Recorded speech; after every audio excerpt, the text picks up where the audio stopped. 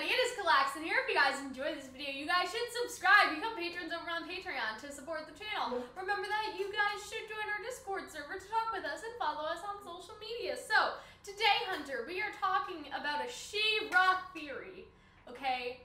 King Micah is not dead. I think it's kind of obvious at this point. Don't you remember? So, I don't know if Hunter remembers this, but before She-Ra Season 3, when we thought that Shadow Weaver was actually getting sent to Beast Island, Hunter and I had this idea, or talked about this briefly, that Shadow Weaver would be on Beast Island and find out that Micah is just there, surviving and can't get home, and everybody's given up on him and he's dead, right? And so, Shadow Weaver did not go to Beast Island, and so we were like, yikes! This is hiding for a later date. Right. However, and so here's the thing. So a couple things. Apparently in the original show, King Micah was captured by the Horde or something. I don't know anything about the original She-Ra, so... Because it's not very good, because it was a cartoon in the 80s, and goddamn did... I mean, they were just made to sell toys. Really? But yeah, so it was that, and then, I also, I don't know, I saw that, and I was like, okay, well, in the show... he's captured by the Horde.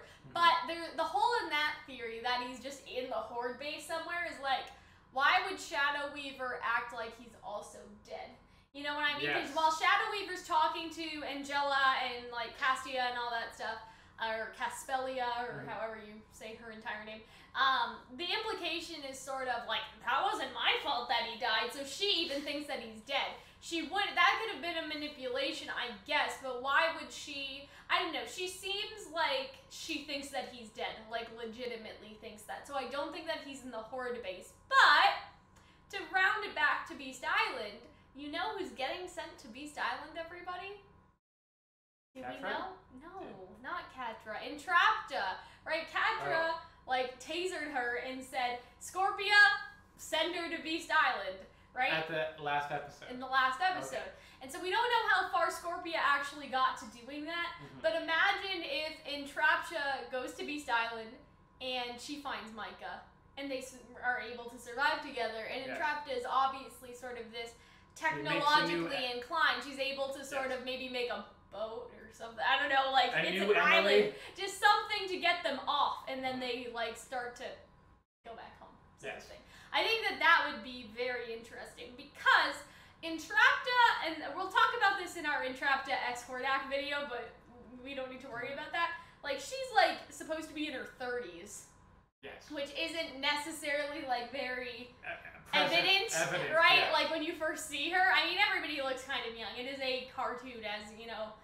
When we watch other shows like Ruby and Miraculous Ladybug, age sometimes doesn't translate very well depending on how you're animated. In cartoons, age exists as you are child or you are parent.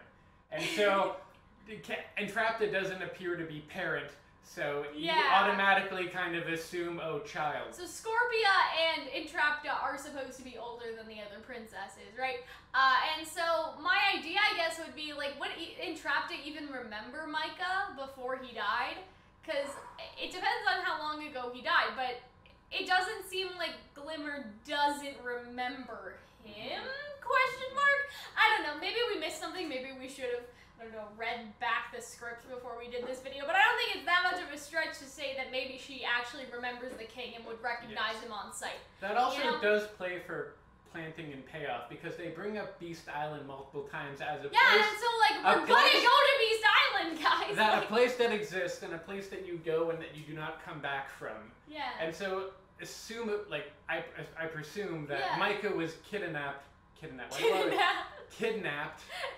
by the Horde. I don't know why I say that word. And sent to Beast Island. And sent to Beast Island. And so then, but wouldn't it be easier to just kill him there? In the Horde base instead of sending him to Beast Island, unless he went with Shadow Weaver. No. Okay. Unless, when they captured Micah, Shadow Weaver suggested he get sent to Beast Island to give him a fighting chance. And so Shadow Weaver, in her mind, thinks that he's probably dead because he never came back, but really, Micah's still there alive. That could have been, because remember, Shadow Weaver cared about him, and so say Micah got captured by the Horde, and Hordak was like, alright, we'll just kill him, and Shadow Weaver's like,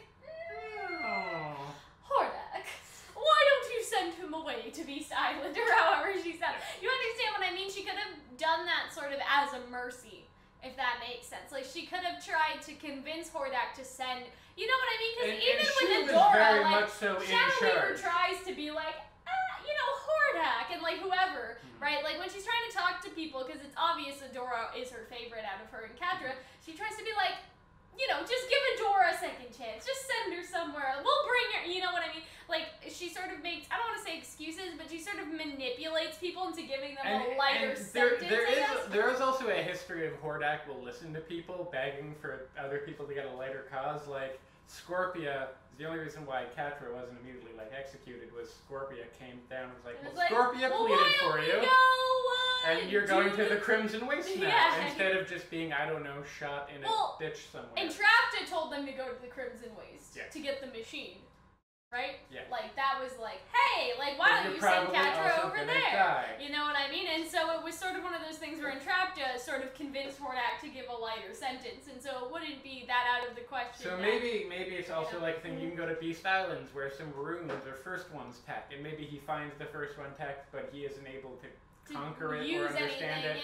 But Entrapta comes in and she will be able to do it. I think that makes sense because, you know, I imagine he's been on this island just trying to live his life and survive, and so Entrapta comes along and they can both sort of escape together. I think that would be nice because I thought that Shadow Weaver would for sure go to Beast Island. She did not. And so you sort of have to wonder, like, there's been all this setup. That has to be the payoff. There is no alternate path that I see this happening. He is on Beast Island. That is final. Because, you know, when he has that scene with Angela, he's like, wait a minute. I remember. I'm not dead because people will have people will remember all the bad things that happened to them right before they get swept up. Right? In the apocalypse. Everyone else there was real and alive. Yes. Does that make sense? Like, the Angela that went into the void wasn't a different universe Angela. It wasn't like a multiple reality Angela. It was the one Angela. Yeah. Right? She went into and got stuck in between time or whatever. She got stuck somewhere, right? And so it's not like, oh, but that's Micah's other reality self, which is what we were kind of thinking when we first watched the episode. It's like, no. Everyone is just one and the same, but they were sort of living in a world where they had different memories implanted into them because all of this crazy space stuff was sort of happening. And also, so, like, Spin... Light Spinner? Sorry, Glimmer's mom. Angela? Yeah, Angela might still be... It's an interesting that, like, oh, she lost a parent and gained a parent if she's able to go to Beast Island. Yeah. But the thing is with... well, Angela's still there, and she's also immortal, isn't she? Is she immortal? You kept saying that. I kept saying that because I'm pretty sure but it's supposed to be outside of time and space, and if you're outside of time, you won't age. You'll just be stuck there? You'll just kind of stuck there. This sounds like some Kingdom Hearts. Anyway, you could have gone with, I don't know... well, in Kingdom Hearts, anything there's other sort than of similar things happening. Angela is immortal and has the power of flight through large wings. So she is immortal. Okay, so maybe Glimmer will get a full family one day. One day, maybe if they're able to the end of the show, I guess. To the end, maybe that's the finale. Maybe that's the post-credits scene. Flutterina. When are we gonna see Flutterina, everybody? Oh God, man, those 80s people. Remember when She-Ra first came out and people were complaining about like the old character designs or like the new character designs, like, oh, they're such crap. And then I look at the old ones and I'm like, are you sure about that? Anyway, are you sure about that? I think that this is the most sound theory that we're gonna get. Yes. I'm kind of sad about my Shadow Weaver Beast Island theory, but at least it's been slightly modified to still be correct. Yes. Do you think would there really be any? Because really, we don't know of any other spots that he could exist. Maybe he existed out in the stars. Maybe he left the planet, and now that they're brought back, I don't think he left he'll be in the spot. Because I'm also trying to think of other places. Well, really, it's only shoring up the Beast Island theory. Because what other places could they be that wouldn't be like, oh, we went to this new place that was never mentioned previously? No one goes to Beast Island. That's the thing. Yeah, maybe Shadow Weaver thought that Micah could get out with his magic, or maybe. And also maybe Entrapta gets like some new friend that isn't as terrible as Hordak. Yikes! Hordak's not terrible. Even if Hordak got a little bit of gray area. It was Catra that sent her away. This is her fault. He's still like a conquering asshole. He's got baggage, but like at a certain point, your baggage does not mean you're allowed to be a dictator. Later. Anyways, I hope you guys enjoyed our theory. We will see you later. Bye. Thank you guys so much for watching, and I hope that you guys enjoyed the video. Now, as I show the names of our wonderful patrons over on Patreon, I'm also going to explain the rewards that they get to you guys. CalPals at the $2 tier get exclusive access to video scripts, the channel release schedule, podcast a week before everyone else, a Q&A chat to ask questions for the podcast, and a name feature at the end of every video. The special reward for this tier is basically once a month, patrons of this tier will vote for us to watch the first episode of whatever anime or cartoon that has the most votes. Of course, voted by the people at this tier. The Calterpillars get all the same rewards, but they also get to watch our videos 1 week before they are released to YouTube in a Patreon-only reaction series. So they get their own anime or cartoon reaction series that is for them and only for them. The Calxions get to watch all of our videos from 8 days to up to 3 months earlier before anyone else. They get all previous rewards, of course, and they can request one video that is a non-reaction video, so a shipping video, discussion, analysis, theory, etc. There's also a version of this tier which does not have the video request in case you guys do want to support us and want that really, really early access, but don't want to request anything, just because we want to make sure that the people that are subscribed to the tier with the video request will actually use their requests.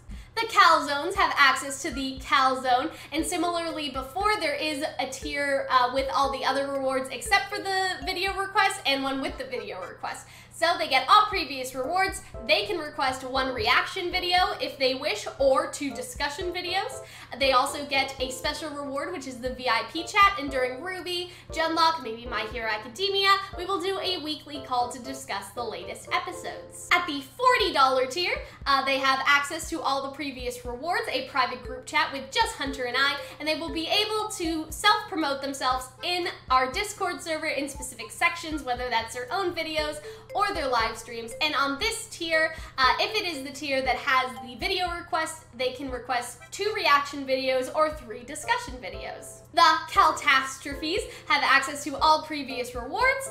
They get to basically play games with me when we stream, so when Pokemon or Animal Crossing comes out, we'll be able to play together. And for their special reward, they also get to collaborate with us, so we can make a video together, write the script, I'll edit it and put it on my channel, and it'll be our special project. That's one of my favorite rewards out of all of the ones that I offer, and obviously, just like all the other ones, there is a version of this reward with and without video requests, and so the one with video requests can do 4 reaction videos or 4 discussion videos to request. That is all from me, guys. Again, I hope that you guys enjoyed. Thank you to our wonderful patrons over on Patreon, and I will see you later. Bye.